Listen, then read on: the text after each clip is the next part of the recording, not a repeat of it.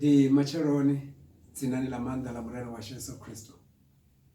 Utenda uri bone bufuwa zwabudi na uri bwetera zwabudi na uri bakadiba butakala. Mureno kadiba batonda obababarera. Kuri bwa zina la Yesu Kristo. Keli duba no do bala buya na musi. Ina rafanira utsura milenjeni ya Yehova. Rafa Yehova chiambanari. Na zwino kotama uri zina la Yesu Kristo. Yehova ambanari na musi ngapo ngode nelari. Usongo ofha tshau nga huvhe utenda. Usongo ofha tshau nga huvhe utenda. Karibu nyavu swashimata. Kotsi babugara nga zina la Yesu Kristo la manda riali buwa macharoni hano. Ebone baritonda barita nga butu. Barinekezana tubaheli. Batu babaripa na mihumbulo yotakaraho. Na mbilu zikona huvapfa. Korabela uri musipungo labo lichifuriwa kotsi bataturu liambe na rine. Lidobe libe na mshumo machironi yashu. Nakabote bane badori ipfarichi ambana bongalo. Kotsi bataturu ndere kalibe na mshumo. Tupacheza obarwa wapungo heli. Ngazina la manda la murena wa Yesu Kristo. Amen. Bafunwa ndikota molibuwa. Muzimu washu wabudi. Anengere kanyo zawe zote misi yote. Zabazabu tengarine. Dori ndikota moliambe na bonga pungo. Line heli pungo. Lipungo le ene mune Kristo Yesu. Ene chipe muhuru. Ene ane zote zoba honenga ene. Ndiene oliambao. Oba koliamba ngazipinga zwa musi. Huna kakati. Ya musi muna mungwe. Ogidimela kaya. Otangana na zino konda. Arihe muna.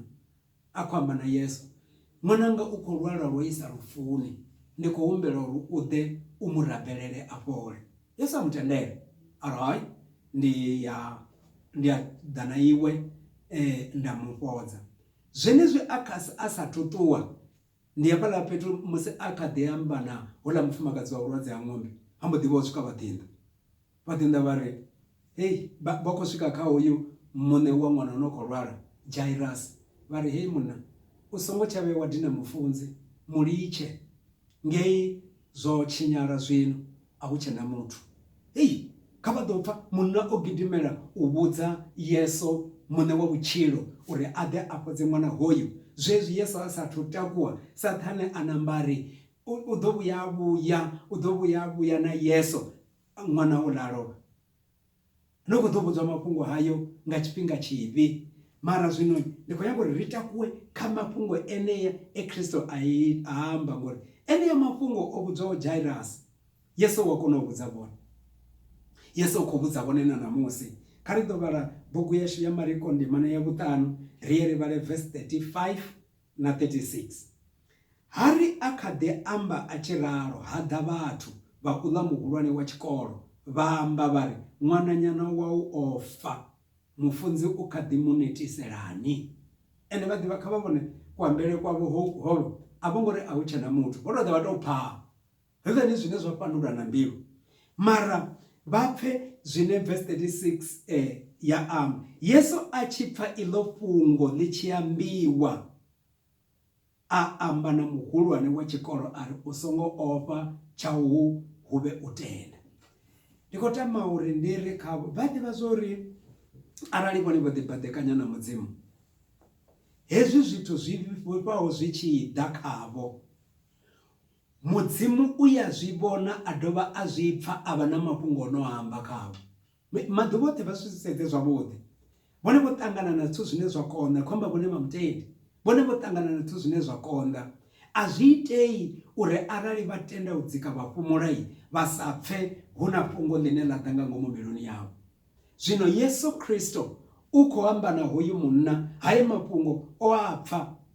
Nga Biblia yaruisi manitori he overheard them abapfa asangofanira bapfa mara abapfa bakwamba achibapfa bakwamba agidimera kaula munari usongo ofha iwe tshau nga huvhe utenda. So ndikutangori ndiyambe nabo bone mtwasha uri tshasho ka huvhe utenda risangotenda ubana nyopo dzinani la Yesu Kristo ritangana na tsuzinji riko chila ende hezwi ritangana nazo zvimwe zviriitisa uri rirate chova zvimwe zviriitisa uri risichava na nungo mara murena uri usongo ofha tshau nga huvhe utenda. Namusi ndi kwamba ri kha maḓuvha a lockdown, a khou vha hone maḓuvha ya lockdown ngauri hu na zwithu zwiṅwe zwine zwi khou fhisa ngauri zwi ria ndi zwa vhukuma. Mara murena khambe na nṋe na vhone sa muteli ari u songo fha tshau nga huvhe utenda, ngori ra vhuya ra tenda kha mudzimu ri a ima ra lwandwa tshidele ya lutendo, ende ri tshi lwandwa tshidele ya lutendo mudzimu wa ri lamulela. Khoyu munna Jairus o tenda u lwandwa tshidele ya lutendo a tshi pfa Yesu a tshi ri u songo fha, inga ngoho a sa ofhe a tenda u fhumula. Mara vha khou zwi vhona hu na maipfi mavhili hafha ane nda khou nyaga uri namusi ri lavhelesane nao. Yesu uri u songo ofha, a ri tshau huvhe utenda. Na u ofha ndi mini? Na u tenda ndi u itani? U ofha ndi musi hu khou itea mini khavho? U tenda ndi musi hu khou itea mini? Ngori uri u songo ofha tshau huvhe utenda, nga iṅwe nḓila u khou vhambedza hezwo zwithu zwivhili. Hezwi zwithu zwi no pfhi nyofho ndi u ḓelwa nga zwithu zwine zwa itisa uri u pfhe u songo tsha dzudzana vhutshiloni.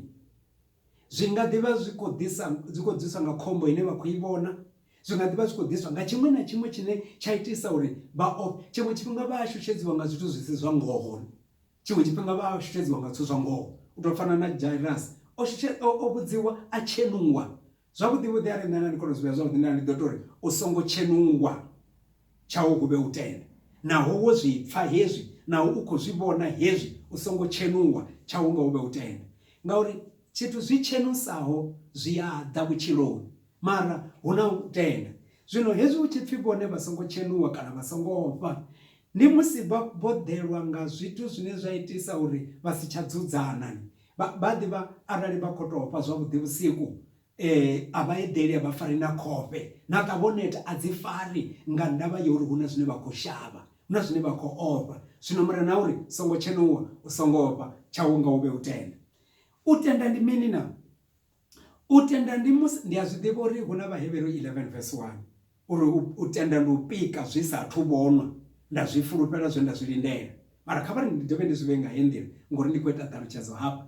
U tenda ndi musi u na fulufhelo ḽoṱhe kha muthu kana kha tsha uri kana kha muvhuso wa uri kana kha zwenezwo zwine zwa vha phanḓa hau, ndi hone u tshi pfhi u khou tenda. Vha ḓivha arali vhone vha tshi tenda kha muthu vha vhea fulufhelo ḽoṱhe khaye, ndi uri zwine amba vha nyago thoma vha consulta khaye, ndi fulufhelo. Zwino hu pfhi iwe i vha na lutendo, u vhe na fulufhelo ḽo khwaṱhaho kha, zwino nṋe ndi khou ngo fhedzisa, i vha na fulufhelo ḽo khwaṱhaho mudzimuni, a rangaho tshithu a dovha a tshi khunyeledza dzinani ḽa Yesu. Haleluya.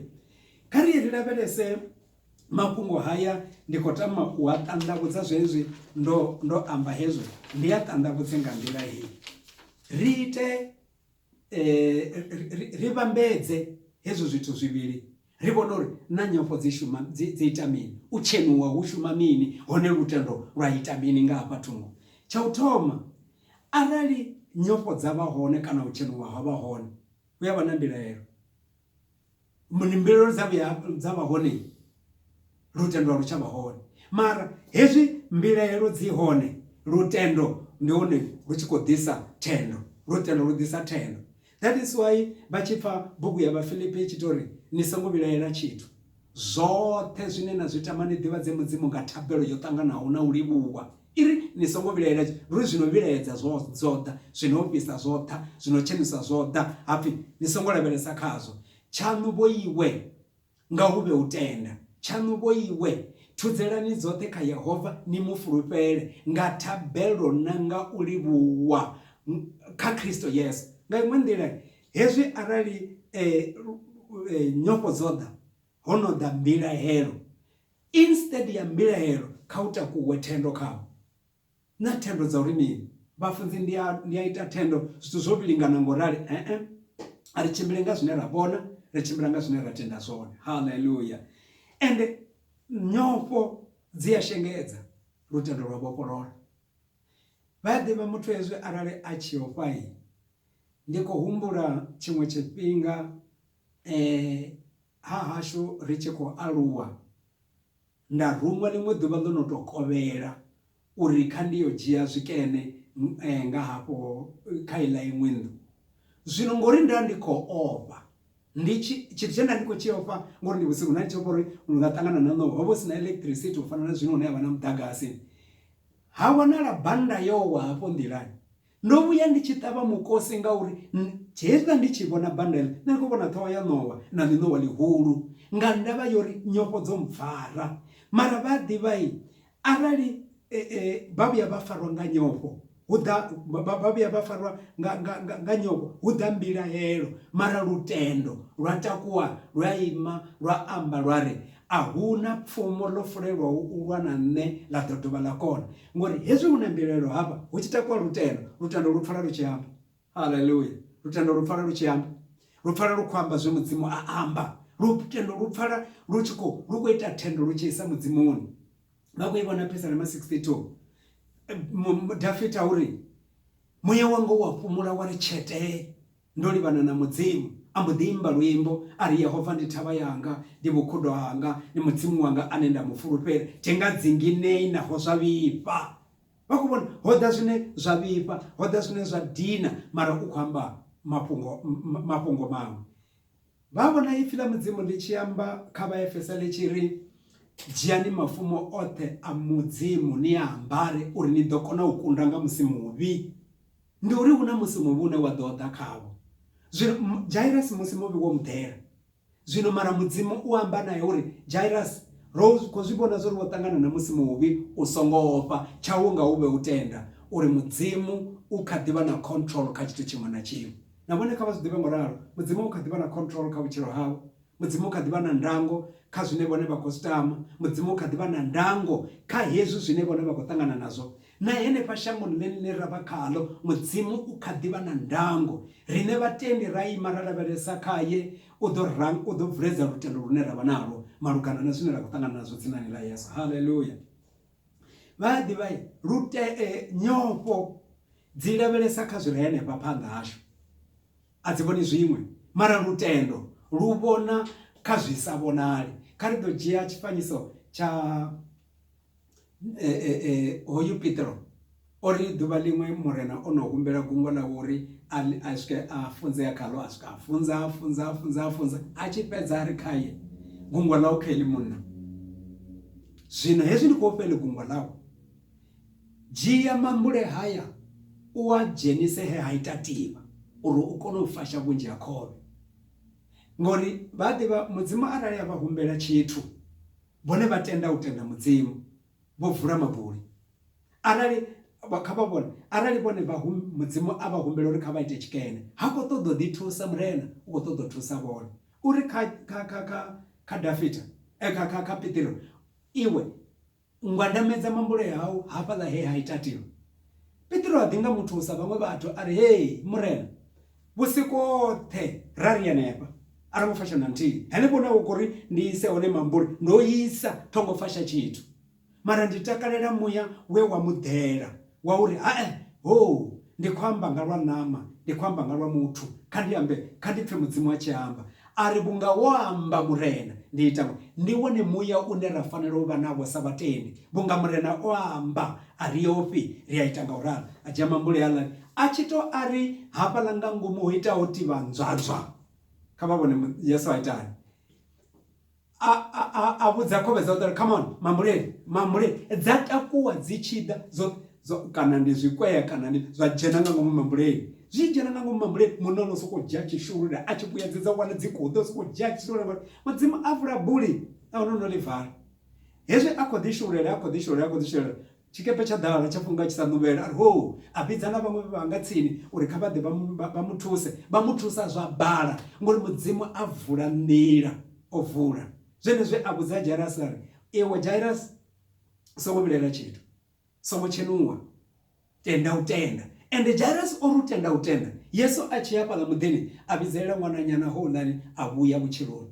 Nga ndavha yori mudzimu arali a vhuya a vha vhudza tshithu vhone vha tenda u tshi farelela zwi a ralo dzinani ḽa Yesu. Haleluya. Now zwino kha ri vhone fhungo kheli. Arali Yesu ori kha Petro isa he ha ita tiva.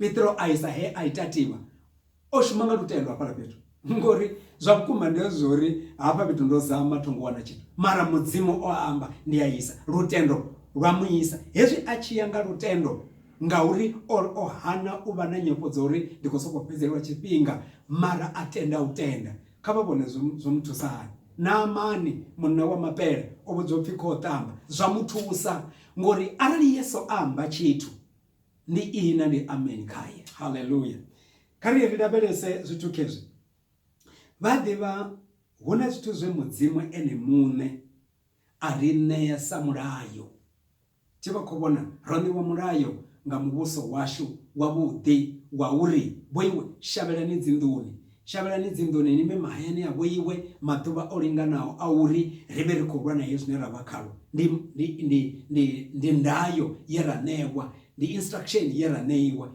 roita moralo ende zvikurira murere mara zvino kavavonezve mudzimu arineya rine savatendi uri zvirira murere dzinanila Yesu Kristu kari rivone bhuku yavaheveru ridovara bhuku yavaheveru chapter 12 vaheveru 12 riye rivare kavhesi ya utoma na yavuviri pedzi iri bapfekupo ndikotamori vatecherese zvavudhi mafungo haya vaheveru 12 1 and 2 iri rineha ngerava na gore lothe lingapa la zitanzi dzoritangaho karirate muhwaro wothe na zvivi zvitavanyaho uritanga rikondelele richirwandwa yorifaniraho nasitu zvinende kwatamori rizvibona ipape upfi rine rina gore lothe la zitanzi dzoritangaho zvino ari hezvi zvoitwa ngoraro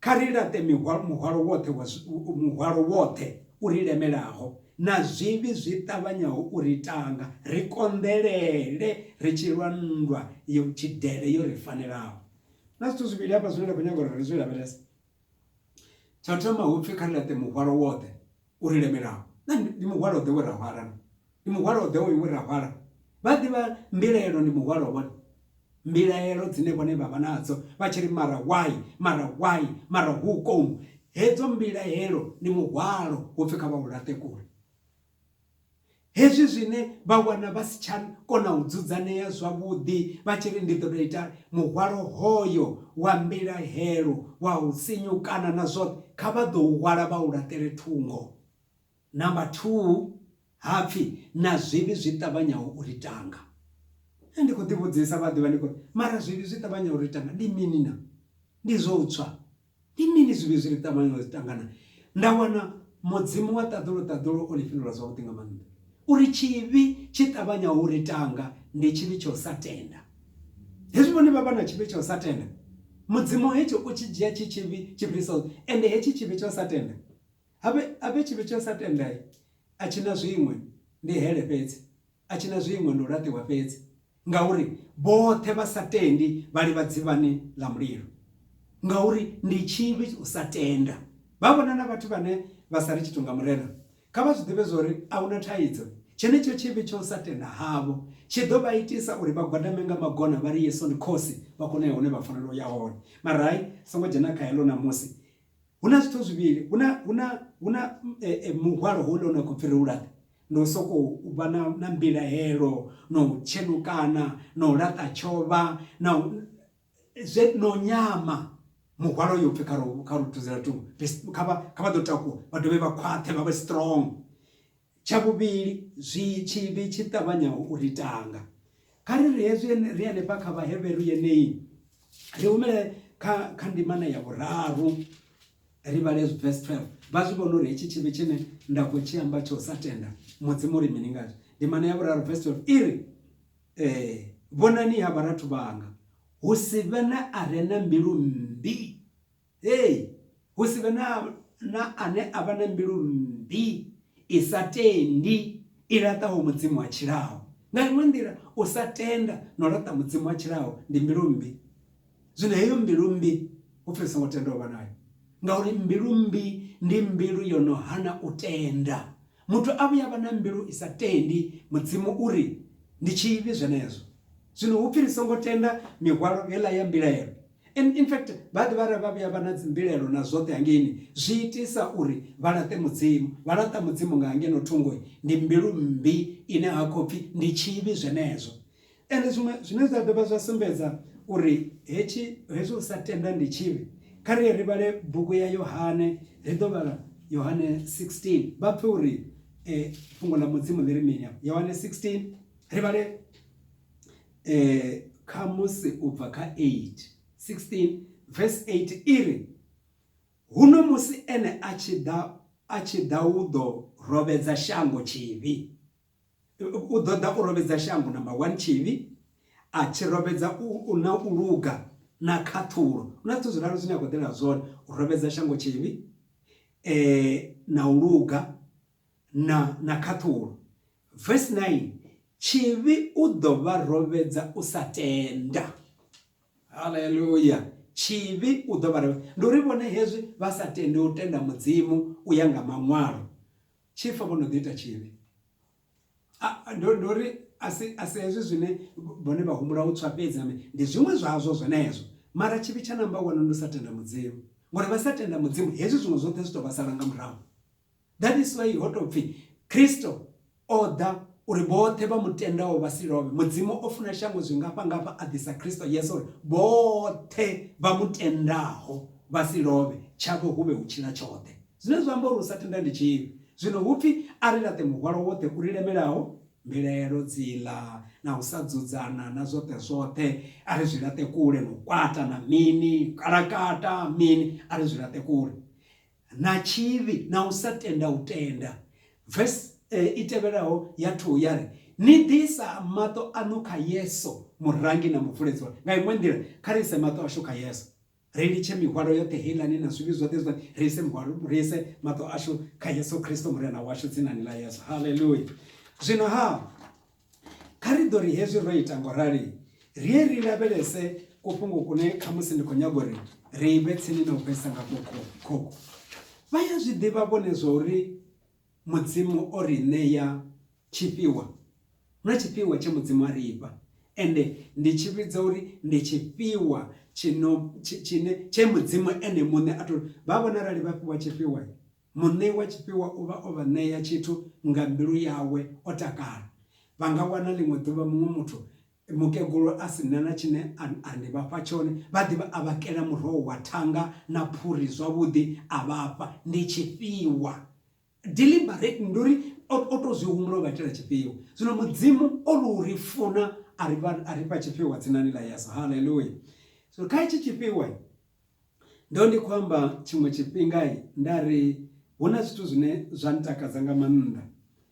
Hezwiḽani ri khou aluwa zwifhingani zwa murahu, ro vha ri tshi amba vhona vhengele haye nda vha ndi tshi dzula hone, tshi ḓivha uri havho vhone vha tshi aluwa zwa zwi hone, vha vhona mavhengele hu tshi rengiswa zwithu malekelo no pfhi dzi lucky packet. Hezwiḽa dzi lucky packet ri vhone vha swika vha renga lucky packet vha vula vha sedza zwi nga ngomu. Ḽiṅwe ḓuvha sokou wana u na ndwevha, ḽiṅwe ḓuvha wona u na kuṅwe kupopayi, zwi tshakatshaka. Kana vha wana ḽiṅwe ḓuvha hu tshi tou vha na kuthu kune na kusuweti kuthihi kune vha tou posa mulomoni ndi u fhedza. Vhathu vha vha renga iṅwe ndi lucky packet, vha khou renga packet uri vha vhe na mashudu.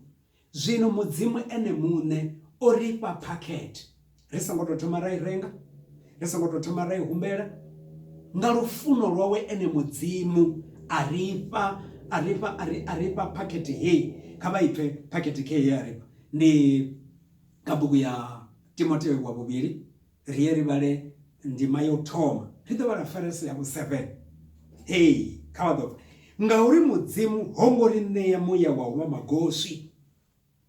Number 2, o ri fha muya wa maanḓa, muya wa lufuno, muya wa tsha vhuhulwane.